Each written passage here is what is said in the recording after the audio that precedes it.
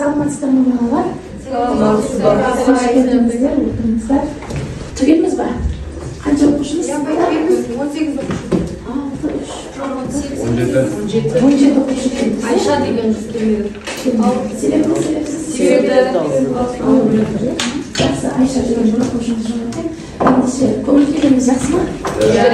Жақсы болса, біз осыған дейін біз жаңа тақырып өтпей тұрып, біз осы ұйымдастыру кезеңінде бәріміз түгел шеңбер айналысында үй жұмысын сұрайын деп жатырмыз сіздерден. Шеңбер жасап, үлкен шеңбер жасап, бір-біріміздің кең-кең жасап, кішкене тамақ уақыты беріңіздер. Баяғыда білесіздер, біздің еліміздің қан патшасы билеген. Біз әрбір мемлекеттің бір қан патшасымыз. Ол кезде қандар бір-біріне қан жіберетін кезде осындай жарғы жіберген. Жарғыны алған қан жібін алып, шешіп, сөйтіп не істеген? Жарғыны оқыған. Сондықтан сіздерге жарғы келді, жарғы кетті әдісі бойынша үй жұмысын сұрамақпын. Мен электростатика бойынша біз бөлімді аяқтадық, бір жаздық, солай ғой. Ендеше сол тарауды бір аяқтап жіберіп, жаңа тарауға көшсек. Ендеше жарғы келді деген кезде, жарғы кетті дегенде бір-бірімізге ақырын жіберіп отырамыз. Лақтырудың қажеті жоқ. Себебі біз бәріміз бір мемлекеттің қанымыз. Жарғы келді деген кезде кімге келеді, сол ашады да сұраққа жауап береді.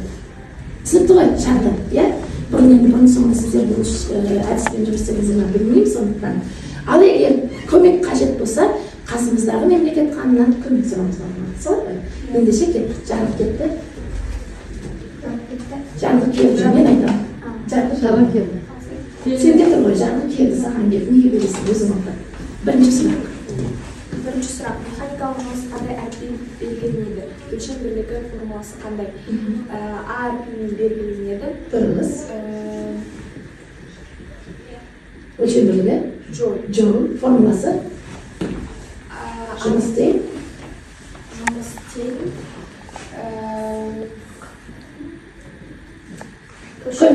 Қошығаннан көмек сұраймыз. Минус G, жоқ, минус mg. Жоқ, дұрыс емес, келесі. Импульсті қандай әріппен белгілейді? Импульс бұл әріппен белгілейді. Дұрыс. Масса мен жылдамдықты. Масса мен жылдамдығын көбейтсек тең ден импульс, ал күш импульсы? Күш импульсі уақытпен көбейтеді. Энергия дегеніміз не? Қанша түрі бар? Екі түрі бар. Кинетикалық және потенциалдық. Кинетикалық және потенциалдық. Сондай. Оған дейінгі потенциалдық энергиясы неге тең? Батутқа секіріп көрген шығасыңдар, Ал, сол кезде қалай болды?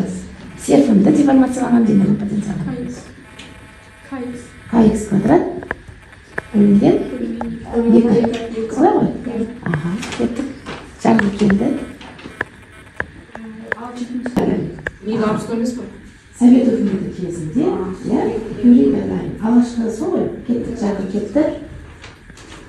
Жарғы келді. Қазақ ғарышкерлер батыр. Тоқтар Әубәкіров, Айдын Айымбет. Талғат Мұсабаев.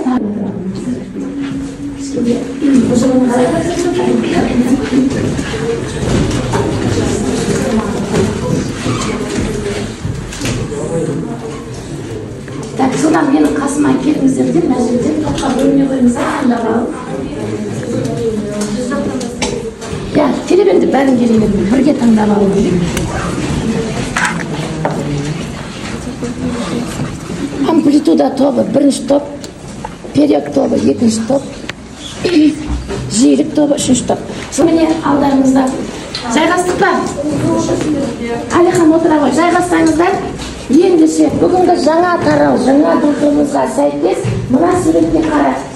Мағынаны тану суреттер сөйлейді әдісі бойынша не айтасыздар? Үргідің тақырыбымыз қандай? Қозғалыс. Қозғалыс, бесік қозғалу мүмкін.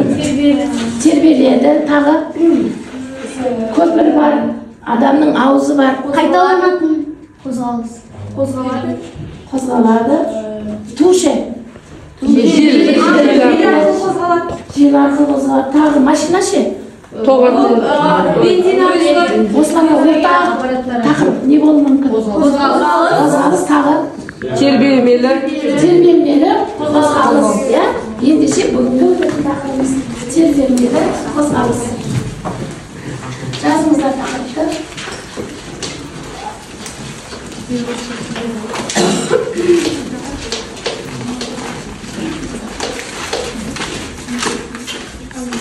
Тербелмелі қозғалыс. Тербелмелі қозғалыс бойынша біздің ең бірінші алатын мақсатымыз, оқу мақсаты қараңыздар, қозғалыстың екі түрі бар екен. Қандай? Осы екі тербелісте мысалдар келтіру бірінші мақсатымыз. Екінші мақсатымыз оны амплитудасын, периодын, жиілігін эксперимент жүзінде дәлелдеу және соларға байланысты формулалар қолданып есептер шығару керек. Сондықтан бүгін біз осы үш мақсатқа жету мақсатында сіздермен бірге жұмыс істейміз. Ендеше түртіп алу әдісі бойынша сіздерге 3 минут уақыт беріледі. Мұнда ортасындағы минутты, 3 минут уақыт кетті. Әр жерден түртіп оқимыз да қажет материалды дәптерімізге түсіріп жазып аламыз.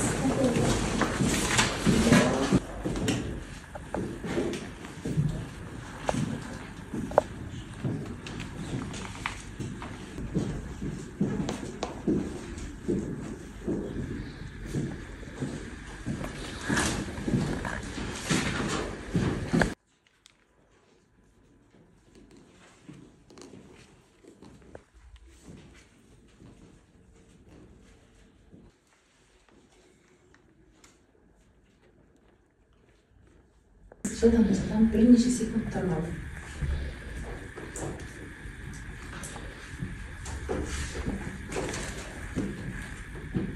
Қаланды қоямыз, бітті. Біздің уақытымыз түгеседі. Енді қараңыздар тақтаға.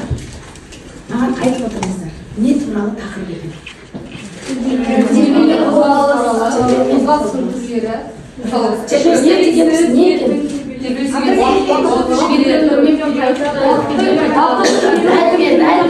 жуықтап қайталанып отыратын процесті тербелістер деп атаймыз. Тербелістердің қанша түрі бар?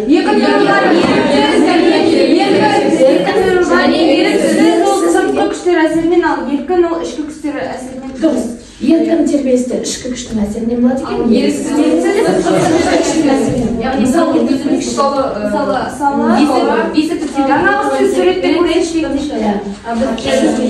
Бесікті тербетіп отырған кезде бұл еріксіз тербеліс болады да, ал егер біз қолымызды жіберген кезде ол бесік өзінен өзі қозғалып тұрса, ол бізде еркін қозғалыс болып табылады. Қайсысы өшеді? Бұл еркін қозғалыс еркін тербеліс уақыт келе өшеді екен де, ал еріксіз тербеліс біз қолымызды Апа, еркін қозғалысқа мысал келтірсем болады ма? Еркін қозғалысқа мысалы сіз жаңа суретте көрсеткендей туды жатқызғанбыз, яғни ол желдің есебінен қозғалып жатыр. Дұрыс. Сонымен тербелістер дегеніміз дене қозғалысын дәлме-дәл және қайталанып отыру процесс екен. Еркін және еріксіз тербеліс деп екіге бөлінеді екен. Солай ма? Және бір тербелістің түрін айтып ұмытып кеттік. Автотербелістер деген қандай тербелістер? өздігінен қозғалады. Сыртқы күштің әсері және энергия шығыны сол күйінде өзгермей қалады. Оған көбіне математикалық жаңағы маятникті сағаттар. Маятникті сағаттар ешқандай қуаттамайды, ешқандай заряд алмайды, өзінен өзі істеп тұрады ғой механический сағаттар білесіздер. Міне соған емес тағы қандай тербеліс бар екен? Тербеліс периоды деген не?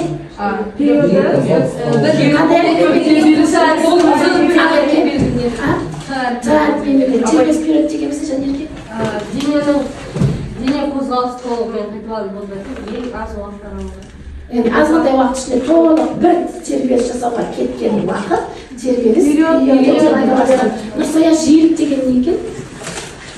Бір уақыт ішіндегі тербелістер саны, тербелістер саны. Мысал келтіре аласың ба? Жиілікке. Мен келтірсем болады. Тербеліс жиілігі деген мысалға біз мынаны итерсек, бізге қайттан келсе, ол бір жиілік. Жоқ, кім айтады? Тұрмыста қолданатын, мысалы вентилятор, бір күн ұрқысын барсақ ақырын айналады, екінші күн ұрқысын барсақ тез айналады, бірінші айналғанда санай аласыңдар, солай ма?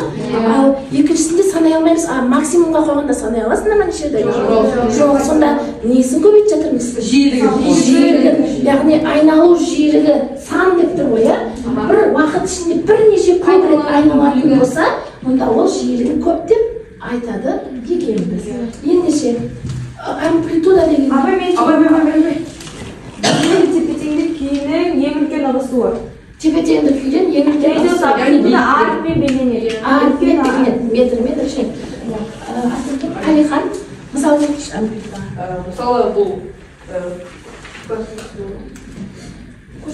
Сіз бадан көрсетесіз ба? Қайсы амплитудасы? мысалы амплитуда деген сол X биіктігі яғни Қайсы? Осы сызықта амплитуда қайсы? Мына жер. Солай ғой, иә? Мына жер. Мынау неге жап. Міне мына жер, иә? Міне тұр, міне қызылмен көрсеттім. Яғни мына XM деген ең үлкен амплитуданың мәліметі. Әткеншекке отырып көрдіңдер ғой? Әткеншекке максимальный қанша жерге дейін алып қойсын, сол не болып табылады? Батутта қанша жерге дейін максимальный кіресін? Сол жерге дейін амплитуда болып табылады. Серіппені қай жерге дейін максимальный созасын? Сол жерге дейін амплитуда. А енді осының тепе-теңдік күй деген не екен? Ол тыныштық күйі. Тыныштық күйі ма тепе-теңдік күй? Кім айтады? ол орнықты күйі. Қандай орнықты күйі? Тербелмелі жүйенің орнықты күйі, яғни ортасындағы центрдегі сызықтан өтуі екен. Солай ма? Ендеше тербелістің сипаттамалары бойынша формуласын есіңізге түсірейік. Ненің формуласы? Жиілік формуласы. Оның өлшем бірлігі не? Герц. Не деп оқылады? Нью деп оқылады, иә? Нью. Мынау? Яғни бірлік уақытта жасаған тербеліс саны. Жиілік дегеніміз тербеліске кері шама, ал жиілік дегеніміз керісінше қанша уақытта қанша рет айналады, сол айналымса. Сондықтан екеуін қарасаңыздар бір-біріне кері пропорционал. Солай ма? Ендеше герцті тағы да бір бөлінген с деген өлшем бірліктерге алуға болады. Неге? Себебі жиіліктің өлшем бірлігі бір бөлінген т, ал т-ның өлшем бірлігі циклдік тең екен. Циклдік жиілік дейді. Жиілік пен циклдік жиіліктің айырмашылығы неде екен? Оқиық кітаптан қарайық. Жиілік пен циклдік жиіліктің айырмашылығы. Жиілік не арқылы белгіленсе, циклдік жиілік қандай? Ол 2π бөлінген т-ға тең. 2π яғни радиандық бұрыш. Қандай? 2π секундда жасалатын тербеліс саны. 2π радиан секундта жасалатын тербеліс саны. Яғни бұны кейде дөңгелектік жиілік деп атайды, циклдік жиілік деп атайды, сол сияқты бұрыштық жылдамдық деп атайды. Бұның атауы көп екен. Кейін біз кванттық физикаға алғанда бұны резонанстық жиілік деп те өтеді екенбіз. А жалпы резонанс ол да тербеліске байланысты. Мәселен, жаңа суретте көрдік қой, осы жерде айта кетейік, келесі сабақта қарастырамыз. Деп ашып тұрған баланың дауысын көрдіңіздер, иә? Ол ернінің қимылдаған тербеліс емес, оның дауысты шығарғаны тербеліс дыбыстың таралуы бойынша. Солай ғой? Егер де осы жерде сол адамның қабылдау резонансынан дыбыс өте биік болса, немесе қатты қорқып кетсе, немесе қатты дыбыс болса, адамның қан тамыры тоқтап, жүрегі жарылып өліп кетуі мүмкін. Түсінді ма? Сондықтан әрбір адамда өзінің резонансты қабылдау жиілігі болады екен. Сол жиілік не? Циклдік жиілік. Түсінді ма? Ендеше тақырыбымызды толықтыру үшін біз мынау видеоға назар аударайық. Жарайсыңдар? Біз кез келген қозғалыстың бір түрі периодты қозғалыс. Бұл период ретінде ашықтық X әрпімен белгіленеді. Түсінді ма? Деген тепе-теңдік күйінен ең үлкен ауытқу тербеліс амплитудасы деп аталады. Және А әрпімен белгіленеді. Ең үлкен ауытқу. Толықты тербеліс жасауға қажет уақыт тербеліс периоды деп аталады. Және ол Т әрпімен белгіленеді. Тербеліс периодына кері шама, яғни бірлік уақытта болған тербеліс саны тербеліс жиілігі деп аталады. Ол герцпен өлшенеді. Қандай тербеліс жасап кеттік қазір? Гармониялық тербеліс. Ендеше оқи кітаптан гармониялық тербеліс тербеліс. Синус немесе косинус сандар бойынша орын алатын тербеліс. Синус немесе косинус санымен орын алатын тербелісті гармониялық тербеліс деп атайды екенбіз. Ендеше теңдеуін жасайық. Гармониялық тербелістің x пен a синус омега т плюс фи ноль. Егер мынау фи ноль бастапқы фазасы деп аталады. Бастапқы фаза фи бөлінген екі деп белгіленеді жаңағы радиан бөлшектер, солай ма? Енді осы бастапқы фазасы 0-ге тең болса, онда x-те a синус омега q күйінде жазылады. Немесе ол қандай заңмен өзгеру мүмкін синус фазаға? Косинус омега q өзгеру мүмкін. Ендеше бізде циклдік жел күйге тең болды, екі фи бөлінген q-ға тең болды. Қазір осыған байланысты бізде есептер келеді, сондықтан нақты формуласын жазып қойдық. Ал ендеше тербелісті, мына жерде тербелісті мен амплитудасын қараңыздар, иә? Амплитудасын азайтайын. Биіктігі азайды, биіктігі амплитудасы азайды, иә? Амплитудасын көбейткен сайын биіктігі артады. Биіктігі байқадыңдар ма? Максимальный қойсам өте үлкен амплитудаға береді, солай ғой? Ал енді жиілігін азайтып. Жиілігін? Бұл жерде де айналым саны ғой, тербеліс саны не істеп жатыр? азайды, баяулады. Ал көбейтейік. Жылдамдарды және биік. Жаңағы өте көп екен. Дұрыс па? Ал енді өшуі жоқ деп қойдық қой. Өшуі жоқ, өшпейді, көрдіңіздер ме? Ал өшуі максимальный болса, өшті, жаңағы тербеліс жоқ. Байқадыңыздар ма? Ол өшетін тербелістер екен. Керілуін төмендетіп, керілуін жоғарылатуға да болады екен. Бұны онлайн мектеп платформасы бойынша қарайсыңдар, және үйге сол жерден бірінші тапсырманы орындайсыңдар. Осылай жиілігін, амплитудасын өзгертіп отырып, периодын табасыңдар. Сразу жазып қойыңдар, онлайн мектеп бірінші тапсырма. Бұл үй жұмысы, иә? Мен сходу барысында жазып отырамын, иә?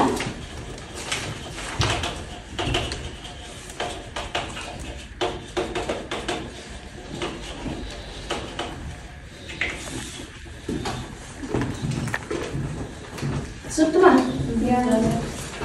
Ендеше қазір бірінші тапсырмамыз біздің сіздерге беретін.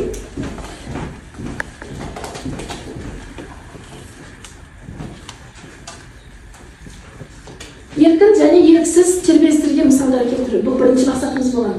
Ендеше кеттік, сіздерге тағы да 3 минут уақыт беріледі. Еркін және еріксіз тербелістерге мысал келтіріңіздер 3 минут. Өндіріс орындарында, техника саласында, авиацияда, медицина, күнделікті өмірде разница жоқ. Директоры міне дәптерге жеке жұмыс бұл әркім өзі жазады. Содан кейін маған мысалдарыңызды оқып бересіздер.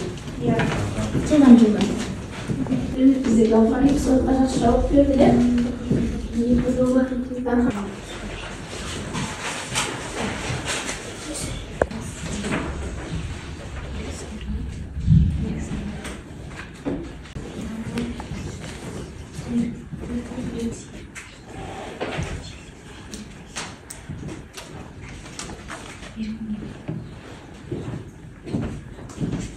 бітті, уақыт.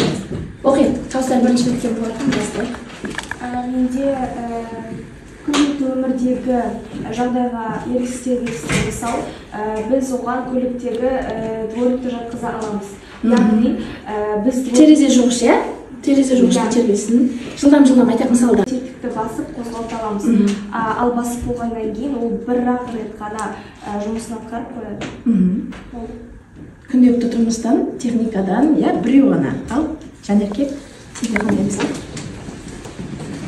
Егер біз көшікке тас лақтырсақ, ол бір емес, бес рет секіреді. Бұны біз еркін қозғалыс дейміз. Және де егер сізге енді мынаны қараңыздар, тербеліс түрлерін ажырату керек, еркін және еріксіз тербеліске мысал келтіру керек. Сондықтан сізде 1 балл қоржыныңызда, сізде 1 балл солай ба? Бір бірден ғана. Давайте. Біз екі мысал еркінге, еріксізге келтіруіміз керек. Еріксіз тербеліс қозғалысқа мен тігін машинасын жатқыздым өндіріс саласы бойынша. Себебі тігін машиналары қазіргі заманда өте қатты дамуда, және бірақ бұрынғы тігін машиналарын алатын болсақ, оларды сыртынан былай қозғап отыру керек болды. Сол үшін сыртқы күштердің әсерінен қозғалатын қозғалысқа мен тігін машинасын жатқыздым. Ал техника саласы бойынша миксер жатқыздым. Себебі миксердің бір кнопкасын бассақ, оның тістері өздері қозғалады. Жақсы, тамаша. Так, 2 балл, я тоже 2 балл ма? Так, қарап отырақ сіздер бір-біріңізді бағалайсыздар. Мен айтпай қойын, ары қарай өздеріңіз бағалайсыздар, кім қалай жауап берген. еркін тербеліске жапырақтың қозғалуын, жіпке ілінген денені, музыка аспабының керілген ішегін жатқыздым. Ал еріксіз тербеліске дөңгелекті диван, мысалы медицинада адамдарды тасиды ғой диванмен. Диванда қандай қозғалыс тербеліс? Жоқ, оны мысалы итерген кезде, адамдарды белгілі бір палатаға жатқызған кезде. Жоқ, қателеспеңіз. Бұл жерде ешқандай тербеліс жоқ. Отыра қояйық екен. Айзада? Күнделікті өмірде жел соққанда тау бұлтақтардың тербелуі, аспаптың музыка аспабының керілуі және судағы қармақты жатқызу. Тамаша. Техника саласында ол еркін, яғни кір жуатын стиралка машиналарын жатқызсақ та болады, себебі біз кнопканы басу арқылы ол өз жұмысын істей береді. Ал күнделікті өмірдегіге мысалы Жатпадық, е? Ал, несі? Жақсы. Ол тербелмелі қозғалыс жаңағы еріксіз қозғалады, біреуді сапарларда сыпыруға болады. Тербелмелі болады. Сыртқы күштің әсері. Еркінге бір қауысында алсақ болады, ол тербеліп түсуі мүмкін. Еркін тербеліп түсуі мүмкін, бірақ ол тербелмей түссе ше. Всегда тербеліп түспейді ғой, солай ма? Күнделікті өмірдегі тербеліске, еріксіз тербеліске, яғни вентилятор желдеткіш жатқызуға болады. Сен айттым вентиляторын басқа, мен айтпағым деймін. Басқа жоқ, иә? Араймын. Басқа өндіріс орындарда, мысалға, заттар өндіріп жатқан кезде айналу арқылы заттар келіп не істеп отырады ғой? Заводтарда. Иә, заводтарда. Лента. Иә. Лента. Ол авиацияда бар ма? Багаждарын күтіп аласыңдар ғой, иә? Багаждар ма? Ұшпасаңдар да кинодан көрген шығарсыңдар, иә? Багаждың айналып лентамен келе жатқан, иә? Сізге микроволновкаға тамақсыз салып айналып жатқызсын, себебі ол белгілі бір уақытқа айналып кейін тоқтап қалады. Жүріс айналу жиілігі бар, иә? Еріктіге допты жерге ұрынды жатқыздым, себебі допты бір рет ұрасың, кейін Тамаша. Тамаша. Доптың қозғалысы серпілді. Ал, жақсы.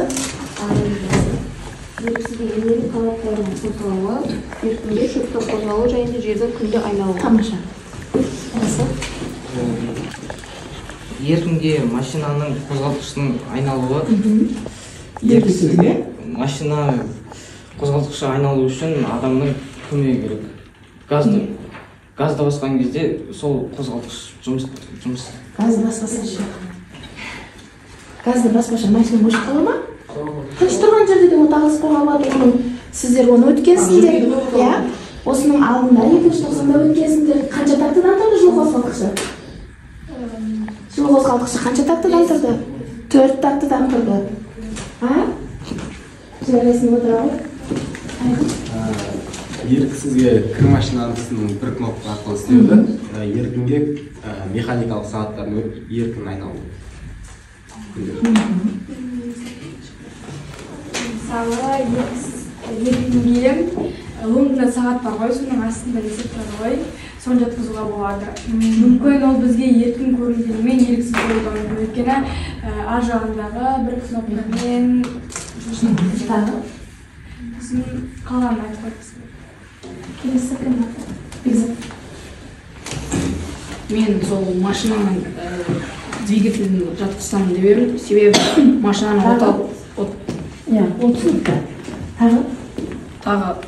тағы допты жатқызсақ болады. Себебі бұған біз жай күш салмай қойсақ, бұл өзімен өзі тұра береді. Бұған күш салып, аспаннан жіберсе, бұл қайттан өз орнына келеді. Соны жатқызсақ болады. Тамаша. Техника саласында еріксіз қозғалатын эскалаторды жатқызған. Себебі ол айналу үшін белгілі бір күш керек. Басқа күштер бар. Тербеле ма ол эскалатор? Орнына қайтын келеді. Жоқ, эскалатор тербеліске жата ма? Ол күшпен қозғалып отырады, иә? Мен жаңағы еріксізге вентиляторды айтып қойды, бірақ мынау еркіндіге осы күнделікті өмірдегі жер сілкінісін жатқызуға. Дұрыс.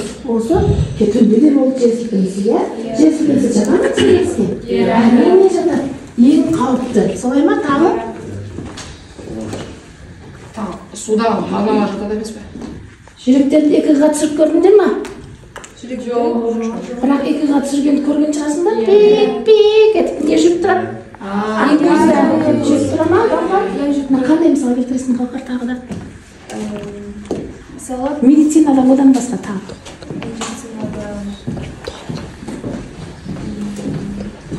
Сонымен X уақыт ішінде X амплитудасымен қандай да бір XM немесе A деп те жазуға болады. Амплитуда кезінде не істейді екен? Гармониялық тербеліс құрады екен. Ал енді біздің жүрегіміз не істейді? Кетіп тұруы мүмкін ба? Осындай белгі тағы қайда көресіңдер? Күнделікті тұрмыста, машинаның ішінде. Спидометр ма? Спидометр өйстіп айналып тұра ма? Радиода, дискотекаға барғанда көресіңдер ма? Бірақ көп нәрсеге мән бермейміз, солай ғой? Міне тербелістің түрлері. Жарайсыңдар, жақсы, тамаша отырыңыздар.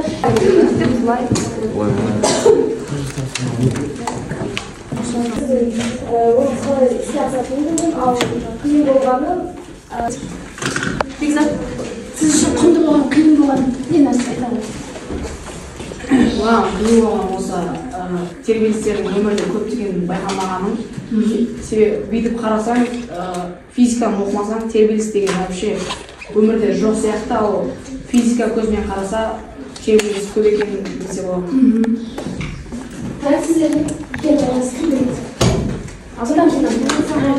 Бүгін маған қызық болғанда тербелістің не екенін білуім және де оның түрлерін өттік.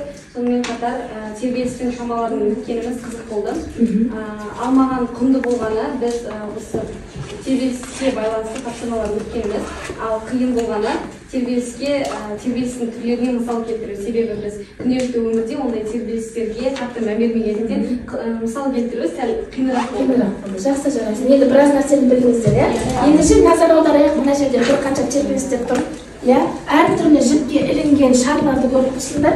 Мен бұны бірдей күшпен итеремін және жіберіп қаламын. Не байқадыңыздар? Әртүрлі тербеліс, себебі олардың салмақтары әртүрлі. Салмақтары бірдей.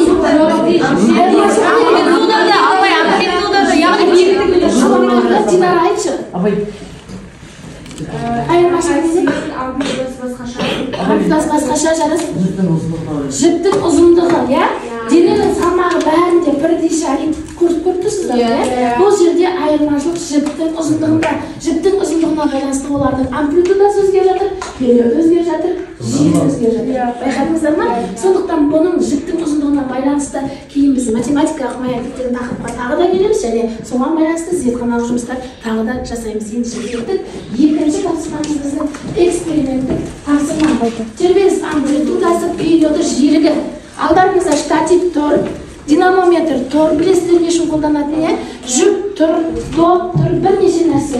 Соған қарап бір немесе екі эксперимент жасайсыздар да анықтайсыздар тербеліс периодын, жиілігін, амплитудасын. Түсінді? Ал кеттік.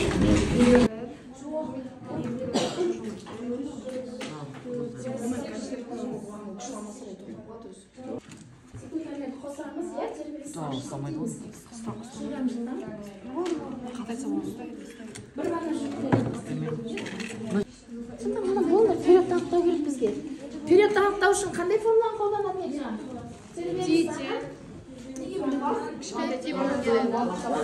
Уақытты қосыңдар да тербеліс санаңдар. 5 тербеліс, 10 тербеліс.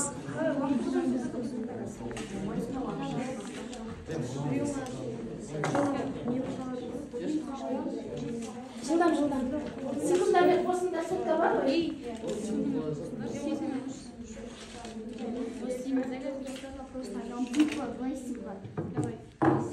Стоп, 5 тербелісте қанша секунд? Есептеңдер, периодты 10 секундта,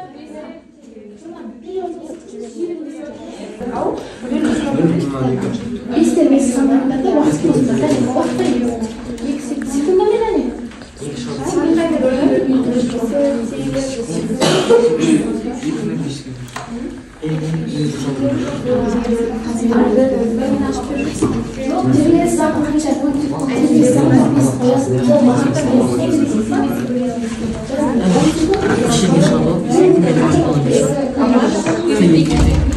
Onu da bizce bölemiyoruz.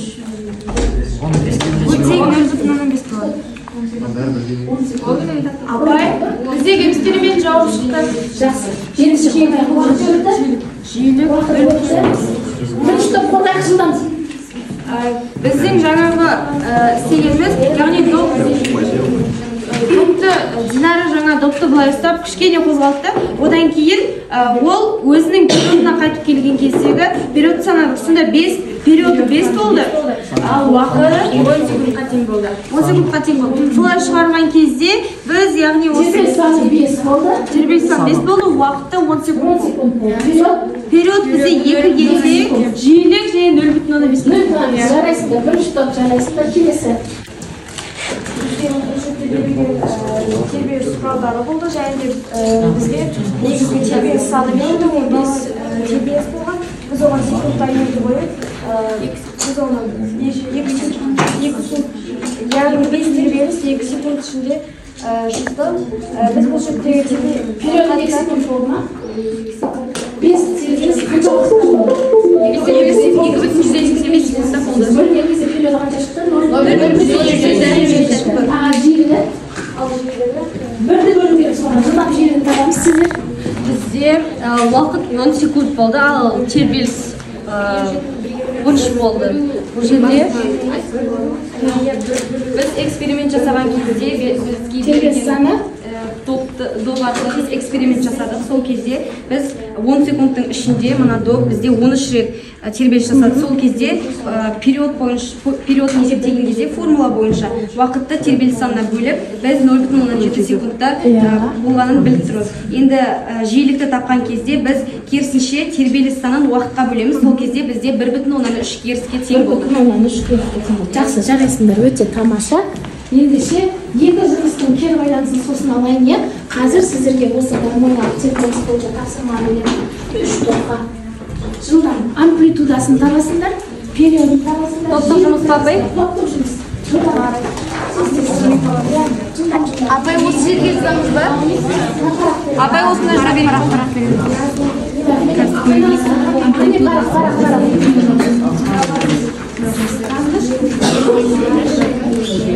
Периоды неше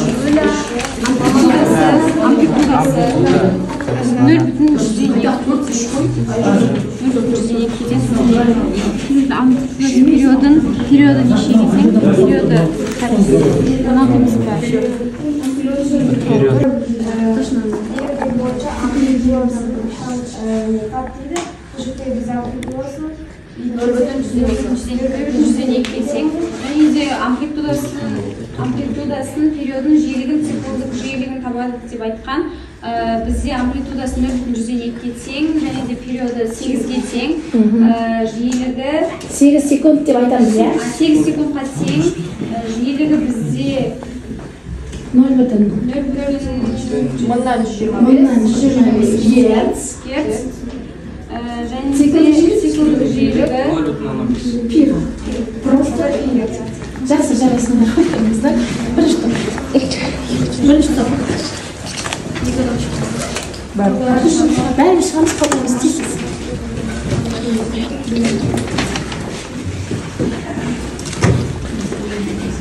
Так, екінші топ, бірінші топты бағалайсыздар. Бірінші топтың жұмысын бағалайсыздар. Бірінші топ, үшінші топты бағалайсыздар. Тыңдап отырыңыздар. Үшінші топ, екінші топты бағалайды. Жылдам айтайық. Біздің график бойынша бізде амплитудасы 0,5 метрге тең беріліп тұр. Біз сол амплитуда бойынша периоды мен жиілігін таптық. Сонда периодын бізде 0,375 шықты. Яғни тербеліс саны бізде 2, сол үшін периоды мына жерден басталып тұр, қараңыздар. Тура осы жерден басталған жерге қарасаңыздар, 0,4 секундқа кетті. Периоды? Қателес кетпесе, периодын тапқан жерде. Жиілігі, жалпы жиілігі формуласы дұрыс. 2,16. Өйткені біз период қате кетсе бізде жиілікте циклдік жиілікте қате кетеді иә барлығы қате болады себебі бір бірімен байланысты бірақ жарайсыңдар формуласын дұрыс жазыппыз иә жақсы отырыңыздар бірінші топ екінші топты бағалайды екінші топ үшінші топты бағалайды үшінші топ бірінші топты бағалайды тез бағалаңыздар жылдам барыңыздар бағалаңыздар шапалақпен бағалайық деп екінші табайық 9-10 балл болса 3 шапалақ 7-8 балл болса 2 шапалақ 5-4 балл болса 1 шапалақ болсын үшінші топтың бағасын берсін бірінші топ 1 шапалақ 2 шапалақ қоржындарыңызға 7-8 балл жазып қойыңыздар екінші топ үшінші топ сіздер екінші топ бағалаңыздар ғой үшіншіні 3-2-ні бағалаңыздар қоржындарыңызға қойыңыздар екінші топ бірінші топ бағалаңыздар жақсы 3 шапалақ бағалау қарағына жазыңыздар 1,50 болды. Бізде 1,5-ке бөлсек қанша? 0,2 ма? Солай ма? 0,2. Ой, мыңнан болды. Тербеліс период болды. Тербеліс период. жарайсыңдар үшінші топ бітті қоймаймыз екінші топ тез қоймаймыз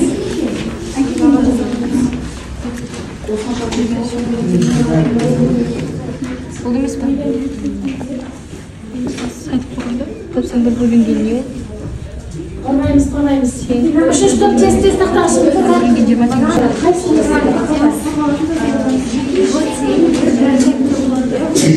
Абай қандай бізде берілген тербеліс жиілігі 20 герцке тең периодты табуымыз керек. Сонда бұл периодты табудағы 1 бөлу нью деген формуланы қолдана отырып 1-ді 20-ға бөлсек 5 секунд. Тамаша. Жақсы. Келесі бірінші топ.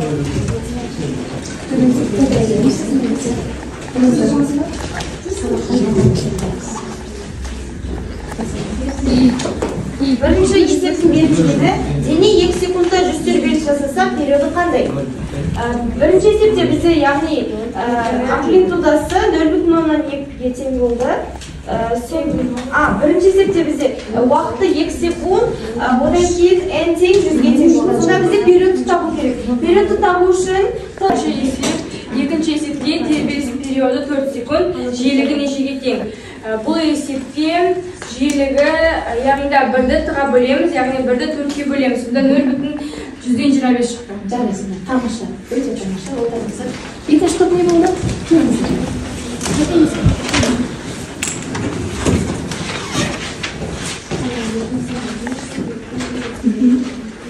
Бізге берген есепті берген тербеліс периоды 4 секунд, жиілігі неге тең? Біз алдымен берілгенін тербелістің периоды 4 секунд белгілеп алдық, және де жиілігін табу керек. формуласы ньютен 1 бөлінген период уақыт емес үлкен туралы керек. шешуі ньютен 1 бөлінген 125 жарайсыңдар. Арайлым айтып алайын. Неге тыңдамай отырсың?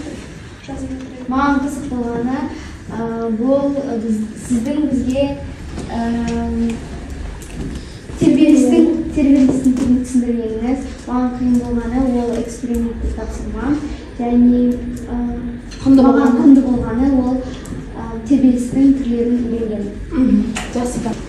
Маған қызық болған эксперименттік тапсырмаларды өз көзімізбен көріп жазадық, ал құнды болғаны біз есепке шығарып үйрендік, болашақта одан да көп есеп шығарып, ал қиын болғаны топтық жұмыс маған өте қызық болды, яғни ішке экспериментті жатқызамыз. Маған құнды болғаны осы есеп шығарып үйренгеніміз, маған қиын болғаны, маған негізі физика сабағым өте қиын емес.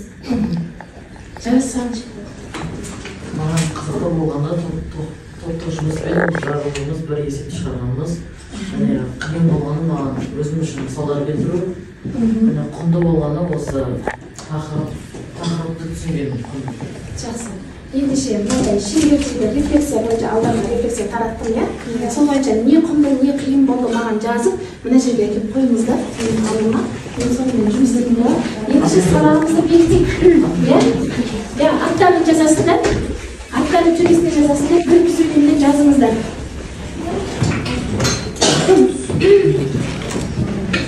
Жүгіріп келесіздер де бір тербелісті тербелтіп, бір тербелісті тербелтіп, сол жердегі саңызды аласыздар да келіп бүгінгі сабақтан не үйрендіңіз мында жазасыз да кетесіз.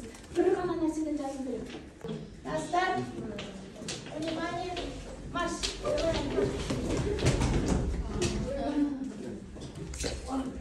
Саңыз аламыз, тез не үйрендіңіздер? Формула ма, анықтама ма, өлшем бірлік па жазамыз. Бірімізге қарамаймыз, бір ұстап шапсаймыз да.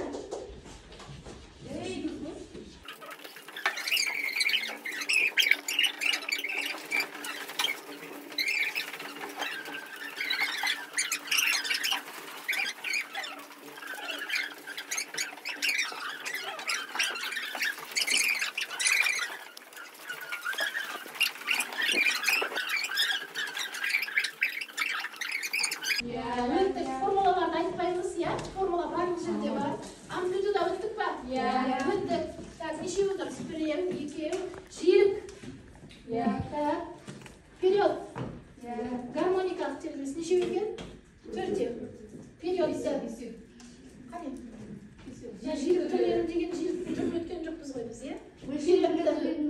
Периодты не но? Или просто период ба? Еркін және еріксіз период, жиілік, есеп шығарып жазбаймыз. Амплитуда, период, формуласы, тербелістің екі түрі бар. Күнделікті өмірден мысалдар келтірдік. Тербеліс саны 1, 2, 3, 4, 5, 6. 1, 2, 3, 4. Қай жерінде біз? 1, 2, жиіліктің өлшем бірлігі деп тұра жазбапты. Жиіліктің өлшем бірлігі деп жазбай кетіп, сондықтан есептемейтін, бұл жерде жиіліктің өлшем бірлігі герц және 1/1 секунд жазылу керек болады. Солай ма? Сонымен төртеу болып қалды. Жай ғана өлшем бірлік деуге болмайды. Сондықтан бізде екі топ бір-біріне тең болып тұр. Бірінші топта 6.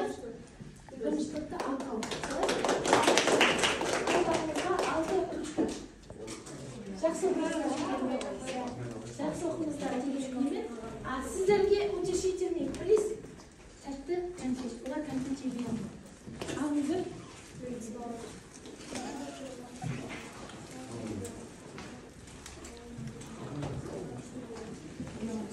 Так, рефлексияны маған бермеген балалар екен, беріңіздер. Алыңыздар, қалағандарыңызға неке болсаңыздар да болады. Бүгін сабақта өте жақсы атсалысқан Жанерке, Ақерке, солай ма? Алихан, Нұрсая өте жақсы атсалысқан. Амина, солай ма? Және бұл топта Гаухар, Жарас, Тархан және Динара. Солай ма?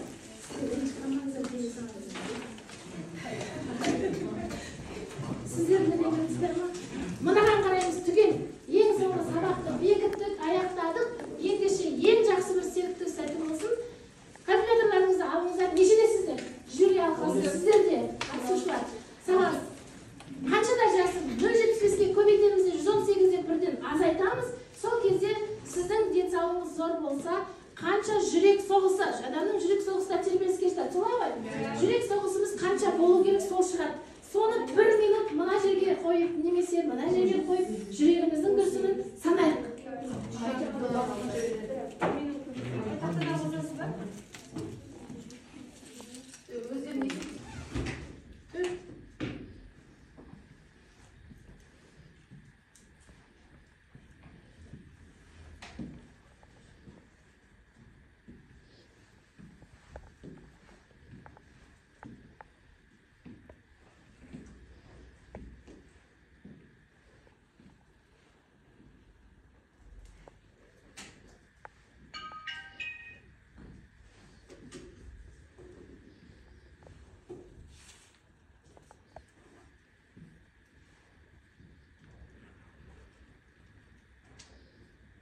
Bitti.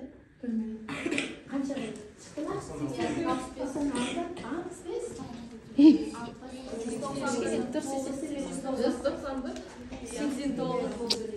89. Менің жасымда 80 рет соңғы екен, мен мысалы 47-демін. Үйге тапсырма, онлайн мектептен бірінші тапсырма. Және 24 жаттығу, бірінші, екінші есеп.